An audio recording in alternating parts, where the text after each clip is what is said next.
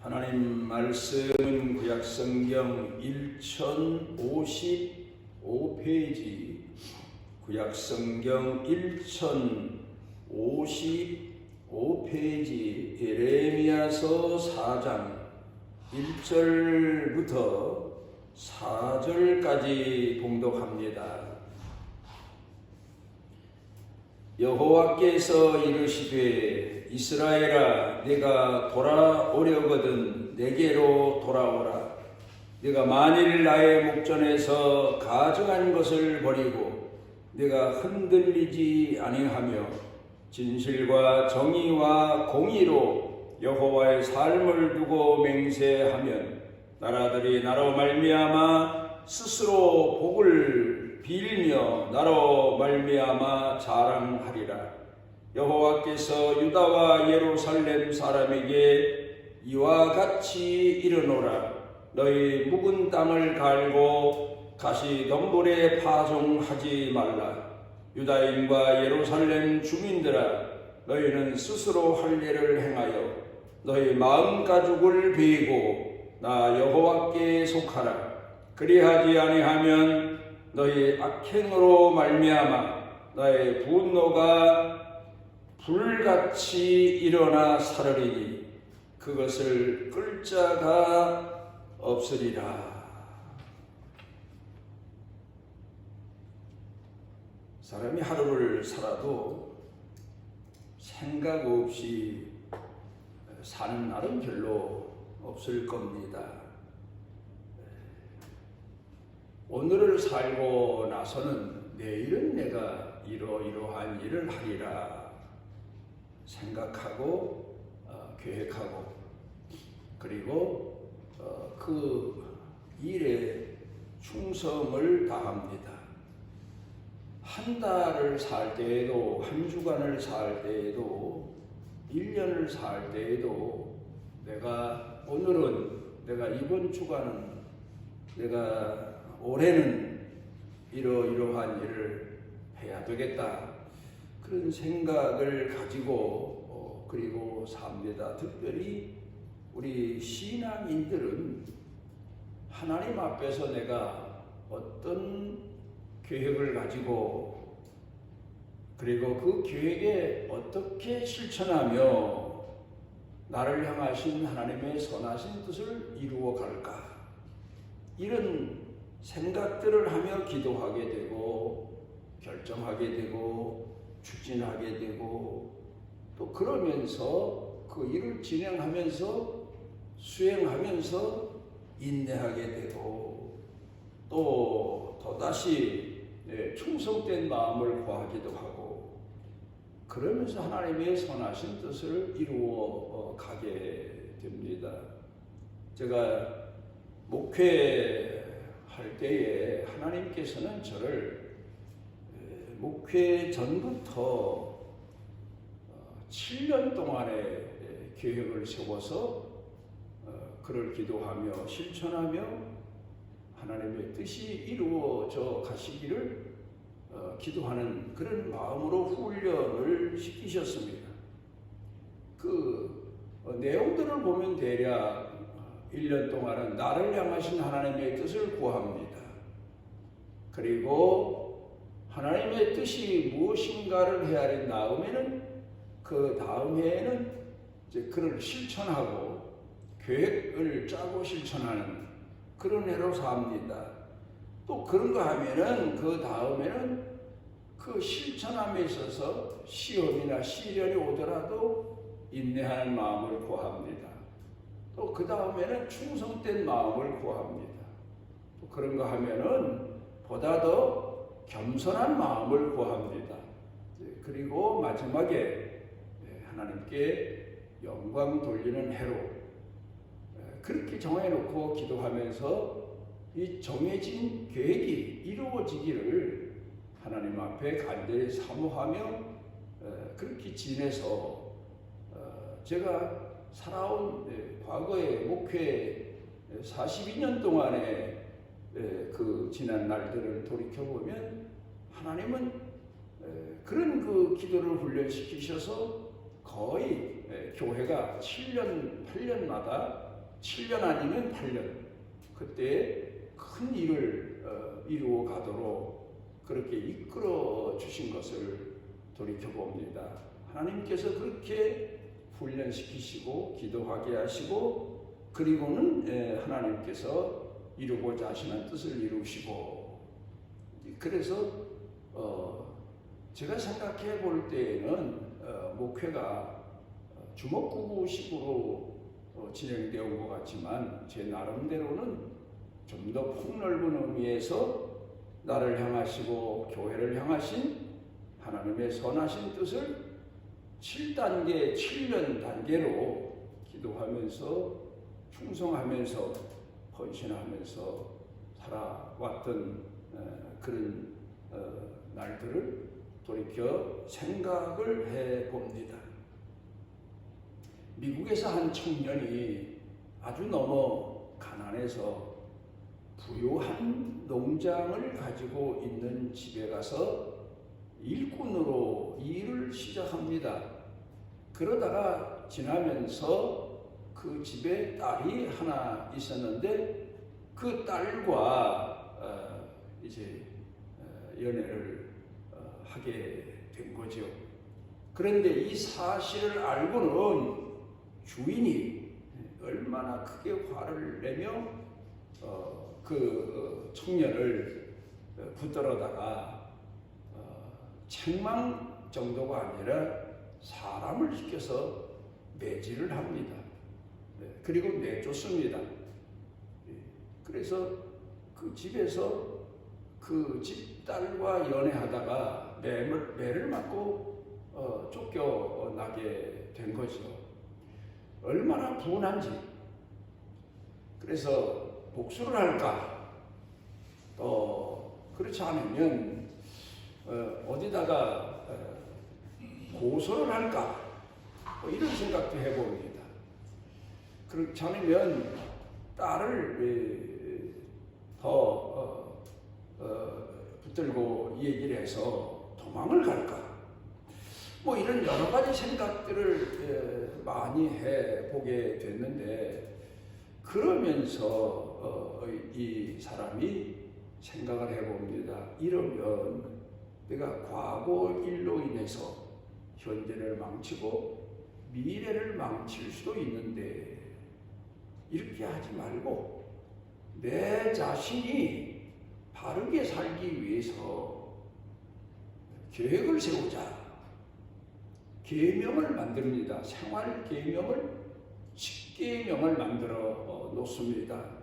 그리고 이를 실천하자. 그 길만이 내가 사는 길이다. 그런 계획을 세웁니다. 그리고는 첫째가 게으르지 말자. 어떤 경우에도 게으르지 말자.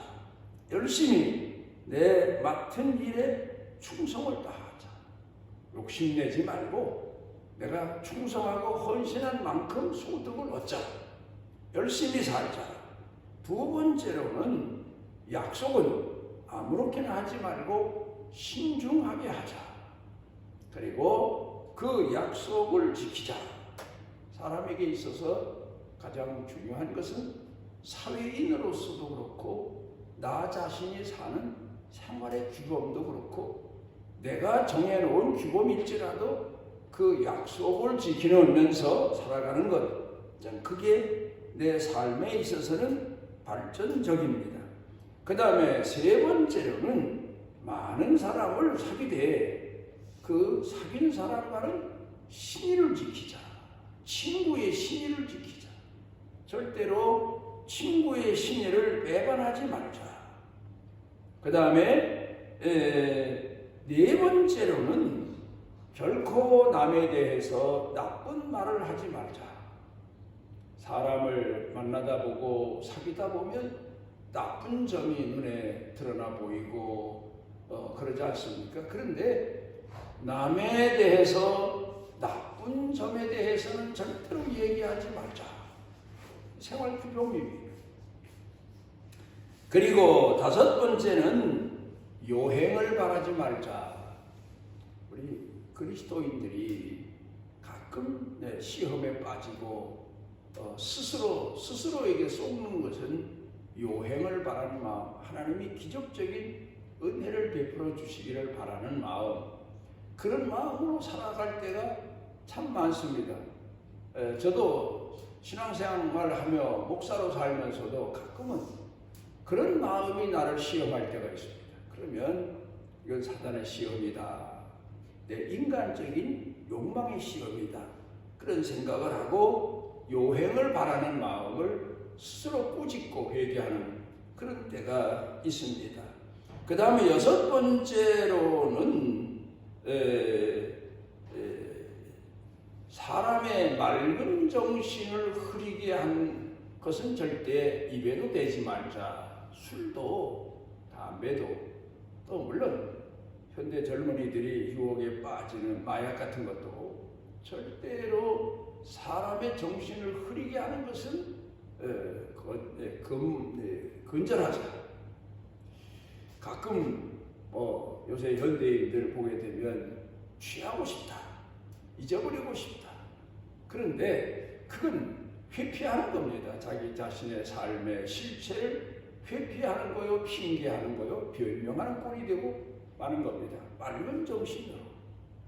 그래서 저는 가끔 기도하다가 잠잘 때에도 꿈에도 시험 들지 않게 해주십시오. 그리고 기도하며 잠을 잘 때도 있습니다. 절대로 맑은 정신을 흐리게 하는 것, 이런 음식이나 흐리게 하는 것들, 담배나 이런 것들은 절대 입에 대지 말자.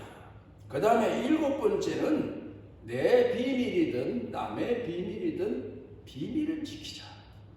비밀을 함부로 말하는 것은 사람으로서 신의를 저버리는 거다. 비밀을 지키자.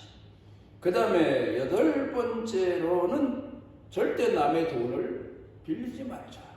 사람이 빚을 지게 되면 결국 그 채무로 인해서 무거운 인생이 지속되는데 돈을 빌리지 말고 있는 것 가지고 시작해서 작은 돈이라도 장사를 하든 무슨 일을 하든 있는 것 가지고 하자. 그 다음에 아홉 번째는 책임지는 사람이 되자. 내가 말한 데 대해서 책임지고 행동한 데 대해서 책임지고 책임을 다하는 사람이 되자. 그 다음에 열 번째로는 기도하자. 하루를 시작하며 기도하고 일을 하면서 기도하고 그리고 마지막 일을 마치고도 기도하자. 나를 향하신 하나님의 뜻을 헤아리며 하나님의 뜻이 이루어지시기를 기도하자. 이런 10가지 생활 규범을 정하고 살기 시작을 했습니다. 그 사람이 누군가 하면 미국의 제20대 아브라함 가필드라고 하는 대통령을 지낸 그 사람의 생활 규범이고 법칙입니다. 우리가 어렸을 때에 이런 이야기를 교과서에서 배운 것 같습니다.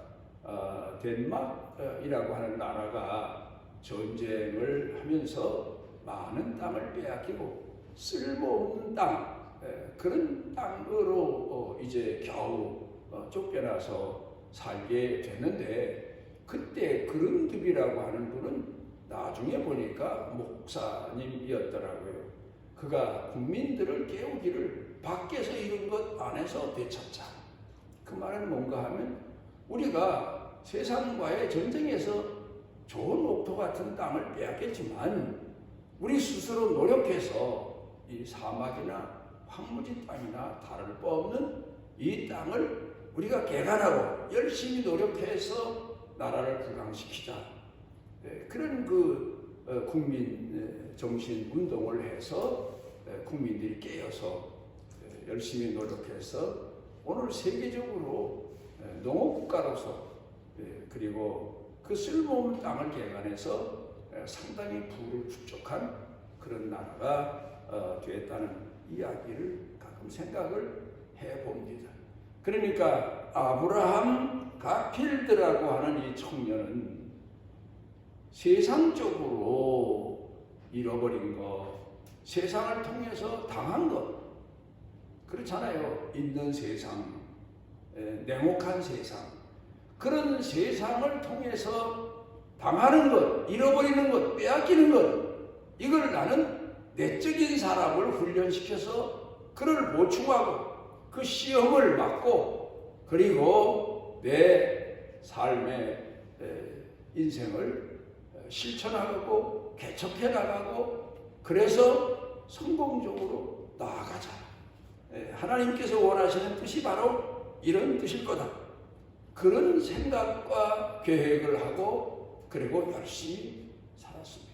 모자란 사람 같으면 내가 얼마나 자기 집 딸을 사랑했는데 나를 그 일로 인해서 끌어다가 죽을 만큼 때려서 내쫓다니 그게 가슴의 원한으로 남을 수도 있고 냉철한 사회에 대한 반항감이 커질 수도 있고 그래서 그 반항심으로 자기 스스로를 채찍질하며 복수하기 위해서 원수를 갚기 위해서 악한 마음, 분한 마음, 통분한 마음 가지고 살아갈 수가 있었는데 생각해보니 그러다가 자기 인생이 더 수렁으로 빠지고 망하게 된다는 사실을 깨닫고 그리고 하나님 앞에서 기도하면서 자기 자신을 더 훈련시켜서 많은 사람들에게 인정도 받고 하나님 앞에도 인정받는 신앙인으로 살자. 내가 봐도 내 생활 철학을 통해서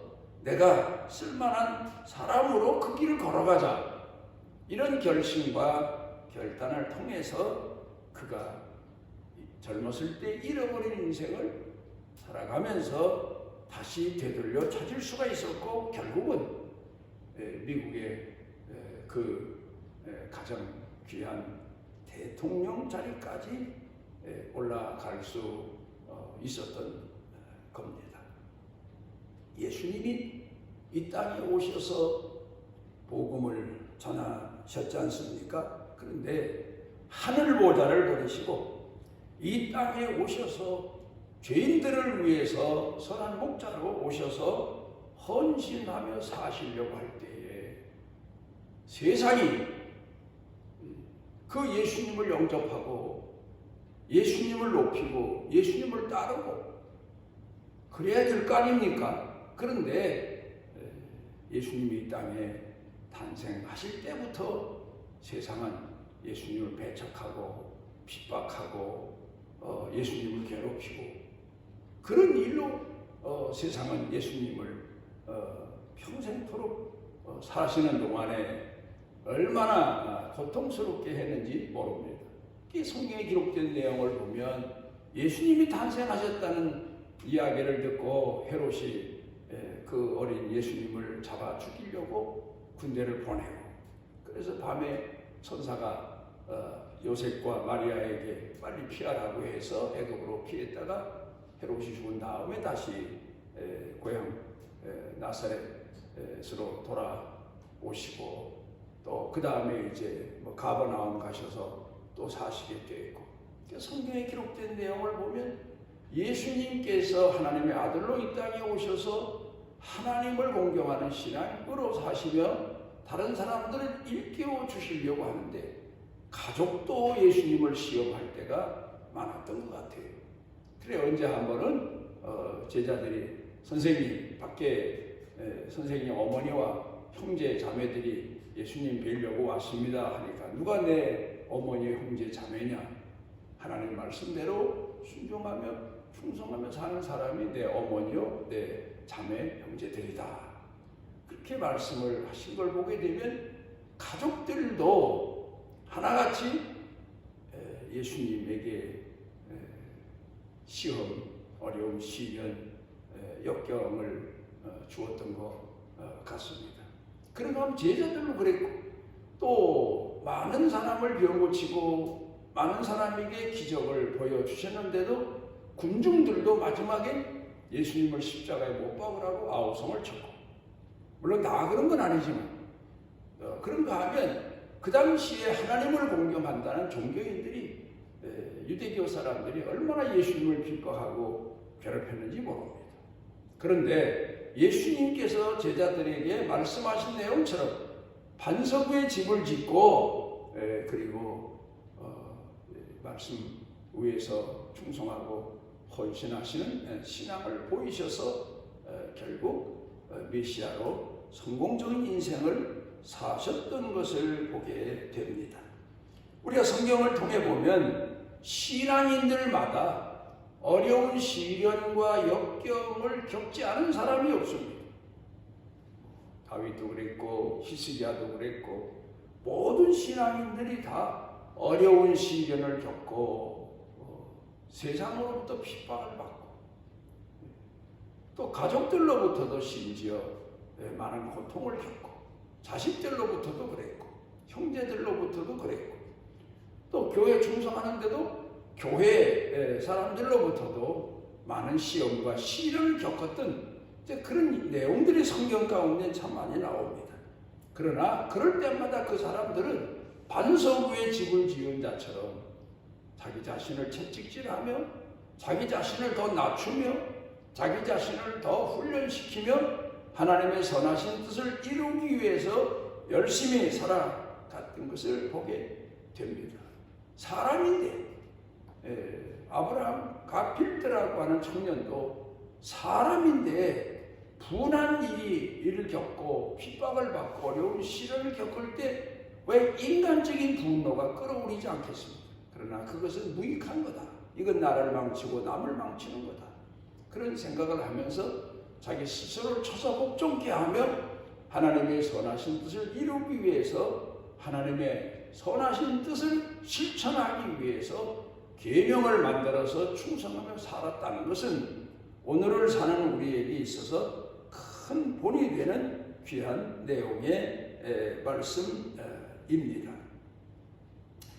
그런데 이제 오늘 성경 본문으로 돌아가서 보면 이스라엘 백성들이 하나님을 공경하는 신앙인들이며 민족이라고 하며 백성이라고 하면서도 그들의 신앙이 하나님 보시기에 합당치 아니했고 선지자가 볼 때에 마치 땅으로 말하면 파종할 수 없는 땅, 파종해도 소용없는 땅. 우리가 농사하며 보면 어떤 땅은 심는 대로 가꾸는 대로 거두는 땅이 있는가 하면 어떤 땅은 아예 여긴 씨 뿌려도 소용없다. 여긴 뭘 심어도 안 되겠다. 그런 땅들이 있는 것처럼 이스라엘 백성들의 마음을 보고 신앙 상태를 보니까 여기는 파종할 수 없는 땅이구나. 황폐한 땅과 같고 가시덤불 같고 돌짝밭 같고 이제 그런 땅이 되어버리고 말아서 그래서 오늘 성경 본문 말씀 가운데 보게 되면 너희 마음을 기경해라. 그 무슨 말입니까? 너희 마음을 통리하고 자복하며 너희 마음이 황폐해졌고 너희 마음이 악해졌으니 회개하고 마치 굳은 땅을 곡괭이로 파서 부드러운 땅으로 만드는 것처럼 돌짝밭을 돌을 출연해서 버리는 것처럼 너희의 고집, 완고한 지식, 쓸데없는 것들 이런 것들은 다 버려라. 사람이 그래요. 살면서 보게 되면 어린아이 때에는 천진난만한 것 같아요. 그런데 무슨 일에 종사하면서 그 알량한 지식 경험 그로 인해서 마치 성경에 보면 바벨탑을 쌓는 것처럼 쓸모없는 인간, 남들이 뒤에서 수군거리는 인간, 또 그리고 가정에서도 그렇고 교회에서도 그렇고 참 볼모지 땅 같은 가시덤불 같은 그런 존재를 추락하고 마는 걸 많이 봅니다. 교회도 처음에 예수 믿을 때에는 참 교회 나와 겸손하고 낮아지고 봉사하고 헌신하고 교회 나오게 된 것이 얼마나 감사한지 죄인으로서 하나님을 공경하게 된 것이 얼마나 감사한지 그런 마음을 가지고 신앙생활하는데 차츰차츰 지나면서 그 마음 가운데 먼지가 쌓이고 그 마음 가운데 때가 묻고 그러면서 교만해지기 시작하고 내놓으라. 자기 경험이 제일이고 자기가 아는 게 제일이고 자기 주장을 굽히지 않고 그러면서 쓸모없는 인간이 되는 쓸모없는 땅이 되어버리는 것처럼 처음에 땅에다가 곡식을 심었더니 잘 됩니다. 몇 년은 잘 됐어요. 그 다음에는 몇 년 지난 다음에는 이게 싹이 나서 자라다가 이삭도 나오질 않고 열매도 맺질 않고 쓸모없는 땅이 되어버리고 마는 것처럼 이렇게 되어버린 사람이 현대교회들도 수도 없이 많아요. 그러면서도 나는 그리스도인이다. 자기 자신의 실체를 늘 회개하고 낮아지고 겸손한 가운데서 볼 수 있어야 되는데 성경은 세상의 모든 사람이 다 죄인입니다. 내가 비록 선을 행하고 남들이 못하는 의를 행했을지라도 죄인으로서 하나님 앞에 잠시 쓰여진 것뿐이지 일시적으로 쓰여진 것뿐이지 내 실체가 선해지고 내 실체가 하나님을 대신할 만큼 신앙에 있어서 훌륭해진 게 아니란 말이에요.